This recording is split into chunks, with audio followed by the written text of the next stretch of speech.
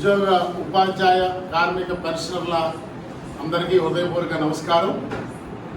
ఆంధ్రప్రదేశ్ ప్రభుత్వ ఉద్యోగుల సంఘం నేతృత్వంలో ఏర్పడిన ఉద్యోగ ఉపాధ్యాయ పెన్షనర్ల సంఘాల ఐక్యవేదిక తీసుకున్నటువంటి కార్యాచరణ మేరకు రాష్ట్ర వ్యాప్తంగా అన్ని జిల్లాల్లో సభలు సమావేశాలు నిర్వహించి ఈ రాష్ట్రంలో ఉద్యోగ ఉపాధ్యాయ పెన్షనర్లందరూ తమ హక్కులు తాము తెలుసుకోవాలని, ఆర్థికపరమైన ప్రయోజనాలు రాజుగారి దయ ప్రభుల వారి భిక్ష కాదు, అవి వారి హక్కు అని అర్థం చేసుకుని ఆ హక్కుల సాధన కోసం మరి సమిష్టి కార్యాచరణకు సమాయత్తం కావాలని, ఆ మేరకు వారిని చైతన్యపరచాలని, భయాన్ని వీడి మౌనాన్ని వీడి అందరూ కూడా ఈ కార్యాచరణలో పాల్గొంచుకోవాలనేటువంటి సంకల్పంతో మండు టెండర్కి భరించి తీవ్రమైన నిర్బంధాలని అధిగమించి ప్రత్యర్థుల విమర్శలను తట్టుకొని సృష్టించిన అడ్డంకులని కాలదన్ని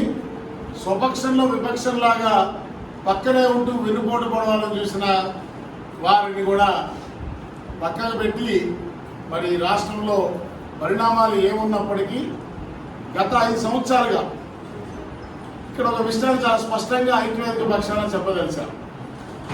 ఆంధ్రప్రదేశ్ ప్రభుత్వ ఉద్యోగుల సంఘం కానీ, మా సంఘం నేతృత్వంలో ఏర్పడిన ఐక్యవేదిక కానీ పార్టీలకి అతీతంగా కేవలం ప్రభుత్వంతోనే వ్యవహారాలు నిలిపేటువంటి ఒక మూల సూత్రం ఆధారంగా నిర్మితమైంది. మేము ప్రజలతో కాదు బాధ్యతతో, పార్టీలతో కాదు ప్రభుత్వంతో నినాదంతోనే పనిచేస్తాం.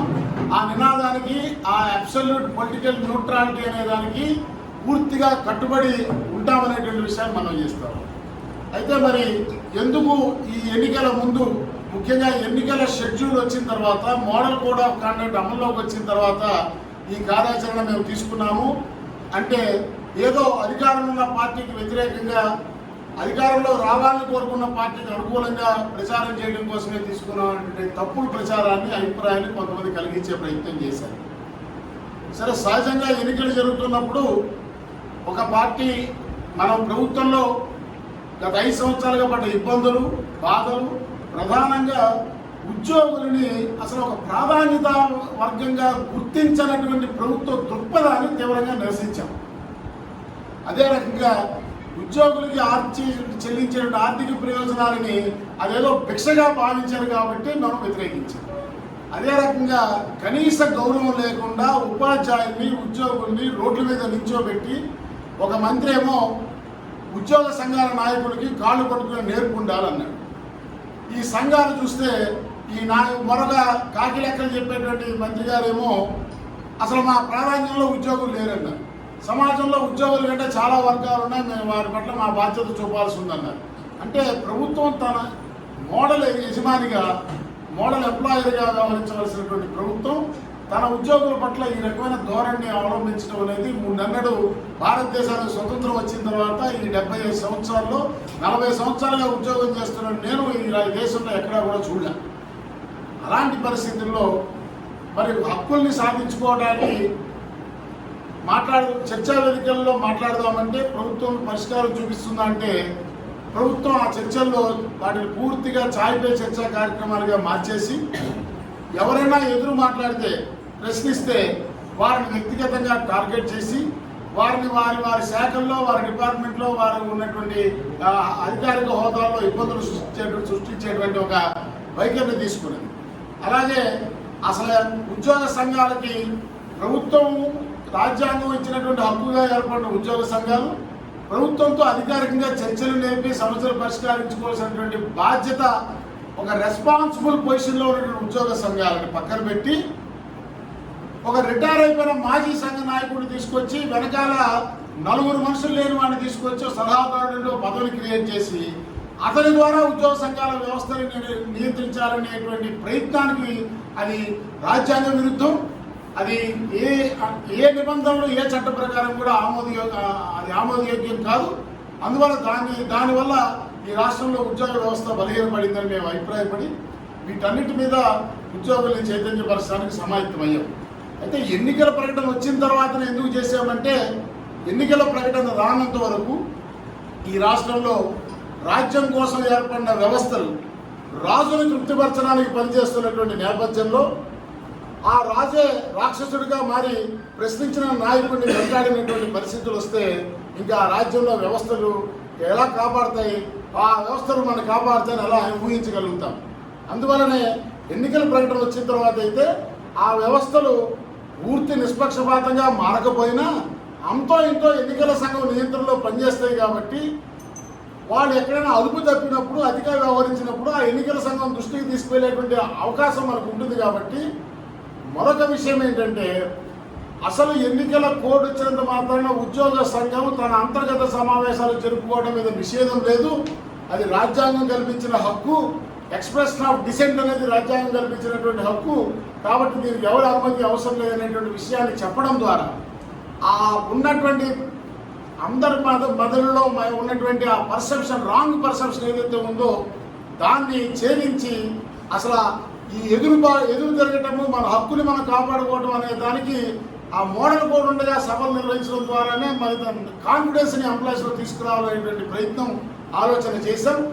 దానివల్ల కొంత ఎక్స్ట్రా మేము ఇబ్బంది పడ్డాం, బాధలు పడ్డాం, కష్టపడ్డాం. అయినా ఎందుకు చేసామంటే అది విజయవంతం చేయడం ద్వారా, నిర్వహించడం ద్వారా అక్కడ ఉద్యోగస్తులు ఒక నమ్మకాన్ని, కాన్ఫిడెన్స్ని, ఎస్ వారి ఈ ఐక్యవేదిక నాయకులు చెప్తుంది కరెక్టు, రాజ్యాంగం ఇచ్చిన హక్కు ఇది, అందువల్లే దీన్ని నిలువరించలేకపోయారు ఎన్నికల సంఘం అనేటువంటి విషయాన్ని వాళ్ళు ఎప్పుడైతే తెలుసుకుంటారో భవిష్యత్తులో ఐక్యవేదిక చెప్పేటువంటి మాటలకి మరింత విలువ ఆపాదించబడుతుందని, ఎప్పుడైనా మనం చేసేటువంటి చర్యల వల్లే చర్యలు చెప్పే మాటలు మ్యాచ్ అయినప్పుడు మాత్రమే మన మీద సమాజంలో ఒక విశ్వసనీయత, గౌరవం వస్తుంది. కాబట్టి ఈ రకమైన కార్యాచరణ తీసుకున్నాం. ధన్యవాదాలు. కొంతమంది నన్ను నిరసించిన, కొంతమంది నాకు అడ్డం పడాలని ప్రయత్నించిన, కొన్ని తాబేదారులైన పనికిమాల సంఘాల నాయకులతో నా మీద కాగితాలు పెట్టించి, ఆకాశరామన్ ఉత్తరాలు పెట్టించి నన్ను నిలువరించాలని ప్రయత్నం చేసిన, నన్ను నమ్మి, నా భావజాలాన్ని నమ్మి, నా అనుభవాన్ని నమ్మి, నేను చెప్తున్న విషయంలో ఉన్నటువంటి నిజాయితీని నమ్మి నాతో కలిసి భుజం కలిపి, కాలు కలిపి అడుగేసినటువంటి ఐక్యవేదికలో ఉన్న ప్రతి సభ్య సంఘ ప్రతినిధికి చేతులెత్తి నమస్కారం చేసి ధన్యవాదాలు చెప్తా ఉన్నాం. ఈ రకంగా మనకి చిన్న సంఘాలు, పెద్ద సంఘాలు, మీ సంఘాల్లో ఉన్న సభ్యత్వ సంఖ్య ఎంత అనేది దాంతో సంబంధం లేకుండా ఒక సంఘంగా మీరు నాతో కలిసి వచ్చి మనందరం కలిసి ఒక ఐక్య యునైటెడ్ ఫోరంగా ఉద్యోగుల ముందు ఎప్పుడైతే ఆవిష్కృతం అయ్యామో మన మాటలకి విలువ వచ్చింది, ఉద్యోగులు మన మాటను నమ్మారనేటువంటి విషయాలు మనం చేస్తా ఉన్నా. దానివల్లనే అసలు ఈ రాష్ట్రంలో దేశంలోనే చరిత్రలో లేనట్టుగా పోస్టల్ బ్యాలెట్ల విషయంలో జరిగినటువంటి పోరు అసలు ఈ దేశంలో మొట్టమొదటిసారి ఆంధ్రప్రదేశ్ ఒక ఎగ్జాంపుల్గా నిలిచింది. అందుకు ఈ రాష్ట్రంలో ఉన్న యావత్తు ఉద్యోగ ఉపాధ్యాయుల్ని ఐక్యవేదిక పక్షాన్ని హృదయపూర్వకంగా అభినందిస్తా ఉన్నా. పోస్టల్ బ్యాలెట్ల మీద ఎప్పుడైతే మనం విజయం సాధించామో, ఎప్పుడైతే మీరందరూ అంత ఉవ్వెత్తున అత్యధిక శాతం 5 లక్షల పైచలకు పోస్టల్ బ్యాలెట్ల ద్వారా మీ ఓటు హక్కును వినియోగించుకున్నారో, తప్పనిసరిగా ఈ రాష్ట్రంలో జరిగే ఈ రోజు అందరూ వేడుక జరుపుకుంటున్నటువంటి ఎన్నిక ఫలితాన్ని మనం ఆనాడే ఈ ఆంధ్రప్రదేశ్ రాష్ట్ర ప్రజా పౌర సమాజానికి ఈ రాష్ట్రంలో ఉద్యోగులకు రాజకీయ దిక్సూచిగా నిలబడ్డారనేటువంటి విషయాన్ని కూడా ఈ సందర్భంగా మీ అందరికీ మనవి చేస్తూ అందుకు ప్రత్యేకంగా అభినందిస్తాము. అయితే ఒక రాజకీయ పక్షం ఓడిపోవడం, మరొక రాజకీయ పక్షం గెలవడం అనేది ఉద్యోగ సంఘంగా మనకు సంబంధించిన అంశం కాదు. మనం ఇప్పటికే చెప్పుకున్న మన నిర్దేశిత ప్రిన్సిపల్ ప్రకారం, విధానం ప్రకారం రాజకీయ పార్టీలతో మనకు సంబంధం లేదు.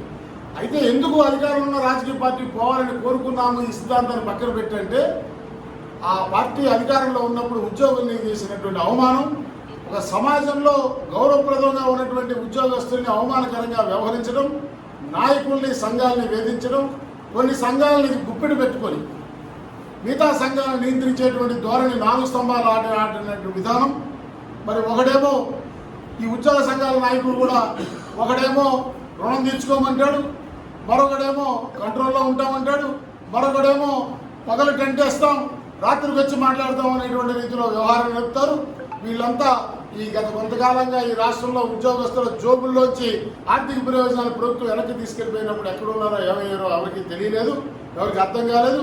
ఇవాళ చూస్తూ ఉన్నాం, అప్పుడే చొక్కాలు దులుపుకొని రోడ్ల మీదకి వచ్చి పత్రికా ప్రకటనలు జారీ చేస్తూ ఉన్నారు. బట్ ఆంధ్రప్రదేశ్ ప్రభుత్వ ఉద్యోగ సంఘం కానీ, ఆంధ్రప్రదేశ్ ప్రభుత్వ ఉద్యోగ సంఘ నేతృత్వం ఐక్యవేదిక కానీ ఏ రాజకీయ పార్టీకి అనుబంధంగా ఉండేటువంటి సంస్థ కాదు. తప్పనిసరిగా అయితే ఈ ప్రభుత్వం ప్రభుత్వంలో మార్పు రావడానికి ఒక దిక్సూచిగా వ్యవహరించడం ద్వారా ఈ రాష్ట్రంలో ఉద్యోగ ఉపాధ్యాయులందరూ తమ అస్తిత్వాన్ని తామే చాటుకున్నారనేటువంటి విషయాన్ని మనవి చేస్తూ ఉన్నారు. తమ శక్తిని తామే సమాజానికి పరిచయం చేసుకున్నారనేటువంటి విషయాన్ని మనవి చేస్తూ ఉన్నారు. దీని ద్వారా రాష్ట్రంలో ఉన్నటువంటి రాజకీయ పక్షాలకు ఒక స్పష్టమైన సందేశాన్ని ఇచ్చారు. ఉద్యోగ ఉపాధ్యాయులను అవమానపరిస్తే దాని ఫలితం రాజకీయంగా ఉంటుంది అనేటువంటి సందేశాన్ని చాలా స్పష్టంగా కన్వే చేశారు. కాబట్టి మరి వచ్చినటువంటి ప్రభుత్వం సరే తన హనీమూన్ పీరియడ్ ఏదో కొంతకాలం ప్రభుత్వం సెటిల్ డౌన్ అవడానికి వాళ్ళు సమయం తీసుకున్నప్పటికీ కూడా ఖచ్చితంగా మరి సుదీర్ఘ అనుభవం కలిగినటువంటి రాజకీయ అనుభవం కలిగినటువంటి అడ్మినిస్ట్రేటివ్ అనుభవం కలిగినటువంటి వ్యక్తి ఈ రాష్ట్రానికి ముఖ్యమంత్రి గారు ప్రమాణ స్వీకారం చేయబోతున్నారు. కాబట్టి తప్పనిసరిగా ఈ రాష్ట్రంలో ఉద్యోగ ఉపాధ్యాయ పెన్షన్ల యొక్క సమస్యలు ఆర్థిక ప్రయోజనాలతో సహా వాటిని ఒక ప్రాధాన్యతా క్రమంలో మరి పరిష్కారం చూపడం, అసలు ప్రధానంగా ఉద్యోగస్తుల్ని మరి గౌరవంగా ట్రీట్ చేసే ఉపాధ్యాయుల్ని ఉద్యోగస్తుల్ని గౌరవంగా ట్రీట్ చేసేటువంటి పరిస్థితి తీసుకురావాలని, పెన్షనర్లకి క్రమం తప్పకుండా 1వ తారీఖు ఖచ్చితంగా 31వ తారీఖు అర్ధరాత్రి 12 తర్వాత వారి ఖాతాలో పెన్షన్ జమ జరిగేలా చూడాలని ఈ అంశాలను పరిష్కరించడంతో పాటు దీర్ఘకాలికంగా పెండింగ్ ఉన్న విధానపరమైన అంశాలకు ఇది కూడా ఈ సిపిఎస్ రద్దు, ఆ కొత్తగా తెచ్చిన జిపిఎస్ రద్దు, ఈ సిపిఎస్ అనేటువంటి అంశానికి ఒక తార్కికమైన ముగింపు, ఒక శాశ్వత పరిష్కారం, అదే రకంగా కాంట్రాక్ట్ కంటింజెంట్ అవుట్సోర్సింగ్ ఎంప్లాయీస్ యొక్క రెగ్యులరైజేషన్, వారికి ఈక్వల్ పే ఈక్వల్ వర్క్ అనేటువంటి ఇలాంటి విధానపరమైన అంశాలకు కూడా శాశ్వతమైన పరిష్కారం చూపాలని మేము కోరుకుంటా ఉన్నాను. తప్పనిసరిగా ఐక్యవేదిక పక్షాన ఇమ్మీడియట్గా ప్రభుత్వం ప్రమాణ స్వీకారం చేసి ముఖ్యమంత్రిగా బాధ్యతలు స్వీకరించిన తర్వాత ముఖ్యమంత్రి గారిని ఐక్యవేదిక పక్షాన ఒక డెలిగేషన్గా వెళ్ళి కలుస్తాం, ఈ సమస్యని ప్రస్తావిస్తాం. దీని మీద ఒక తక్షణమే ఫేజ్డ్ మేనర్లో పరిష్కారానికి అవసరమైనటువంటి కార్యాచరణకి ప్రభుత్వం వైపు నుంచి ఉపక్రమించేలాగా ప్రభుత్వాన్ని అభ్యర్థిస్తాం. 12వ వేతన సవరణ తక్షణమే ఆ కమిషను తన కార్యకలాపాన్ని స్టార్ట్ చేసేలాగా, లేదా అవసరమైతే ఆ గత ప్రభుత్వం నియమించిన కమిషన్ని మార్చి మాకు ఇటీవల జరిగినటువంటి ఈ రాష్ట్రంలో జరిగిన పరిణామాలను గమనించినప్పుడు ఆల్ ఇండియా సర్వీస్ అధికారుల వ్యవస్థ ఇంత దిగజారుడుతనాన్ని ప్రదర్శించడాన్ని మా అనుభవంలో మేము చూడలేదు. సరే, అలాగని కొంతమంది ప్రవర్తన కారణంగా ఆల్ ఇండియా సర్వీస్ అధికారులందరినీ తప్పు పట్టేటువంటి ఎలిగేట్ చేసేటువంటి తప్పుడు ఆరోపణ నేను చేయటం లేదు. కానీ ఓవరాల్గా ఈ దేశంలో ఆల్ ఇండియా సర్వీస్ అధికారుల యొక్క పనితీరుకి ఒక మచ్చ ఆంధ్రప్రదేశ్లో అయితే వచ్చిన మాట అయితే యథార్థం, ఇది అంగీకరించవలసినటువంటి వాస్తవం. అండ్ ఈ రిటైర్డ్ ఐఏఎస్ ఆఫీసర్స్కి పునరావాస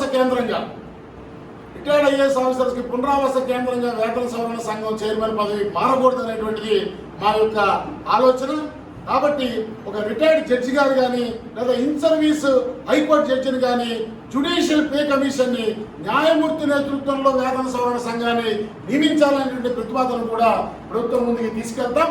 అవసరమైతే ప్రభుత్వం మరి ఇప్పుడు నియమించినటువంటి వేతన సవరణ సంఘ చైర్మన్ దాన్ని రద్దు చేసి, ఎలాగో ఆయనేమి ఈ డిడ్ నాట్ రిజ్యూమ్డ్ ది ఆఫీస్, ఆయన ఈ రోజు వరకు తన కార్యకలాపాలు ప్రారంభించలేదు, ఆయన పదవి స్వీకరించలేదు కాబట్టి ప్రారంభించలేదు కాబట్టి దాన్ని రద్దు చేసి ఒక జ్యుడిషియల్ ఆఫీసర్ని వేతన సవరణ సంఘం చైర్మన్గా నియమించడం ద్వారా ఈ రాష్ట్రంలో ఉద్యోగ ఉపాధ్యాయ పెన్షనర్ల యొక్క జీతభత్యాల పెన్షన్ల చెల్లింపు అనేదానికి ఒక శాస్త్రీయమైన ప్రక్రియగా మార్చాలి.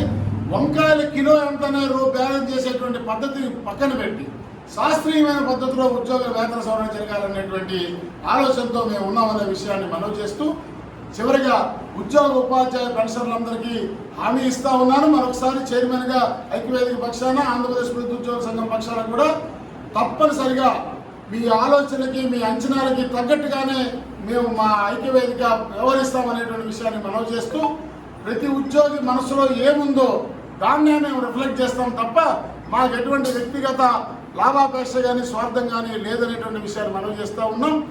ఈరోజు ఉద్యోగికి నష్టం జరిగిన దాని విధానపరమైన అంశాల్లో ఏ రకంగా మాట్లాడుతూ ఉన్నామో, అవసరమైతే రేపు అలాంటి పరిస్థితి వస్తే తప్పనిసరిగా ఇదే రకంగా మరలా ఉద్యోగులకి నష్టం కలిగితే ఇదే రకంగా స్పందిస్తామనే విషయాన్ని కూడా మనవి చేస్తూ, ఈ దేశంలో ఇంకా ప్రజాస్వామ్యం నిలబడి ఉంది.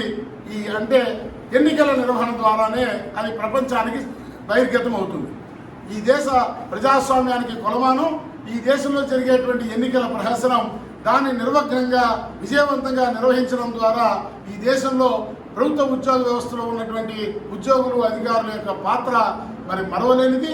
అంటే ఈ ట్రూ డెమోక్రటిక్ రిప్రజెంటేటివ్స్ ఎవరై అంటే ప్రజాస్వామ్య సేవకులు ఎవరి దేశంలో అంటే ప్రభుత్వ అధికారులు ఉద్యోగులని మేము అభిప్రాయపడుతూ వారు ఆంధ్రప్రదేశ్ రాష్ట్రంలో మరి ఉన్నటువంటి ఆ తీవ్రమైన ఒత్తిళ్లు నిర్బంధాల మధ్య కూడా నిష్పక్షపాతంగా నిర్భయంగా మరి తమ యొక్క విధులను ఎన్నికల విధులు నిర్వహించడం ద్వారా పోలింగ్ని సజావుగా కండక్ట్ చేయడం ద్వారా కౌంటింగ్ని సజావుగా కండక్ట్ చేయడం ద్వారా విజేతలుగా నిలిచారు. తద్వారా ఆంధ్రప్రదేశ్లో ప్రభుత్వ ఉద్యోగులని దేశంలోనే విజేతలుగా నిలబెట్టేందుకు వారందరికీ కూడా హృదయపూర్వకంగా ధన్యవాదాలు తెలియజేసుకుంటా ఉన్నా. Thank you all. జై హింద్.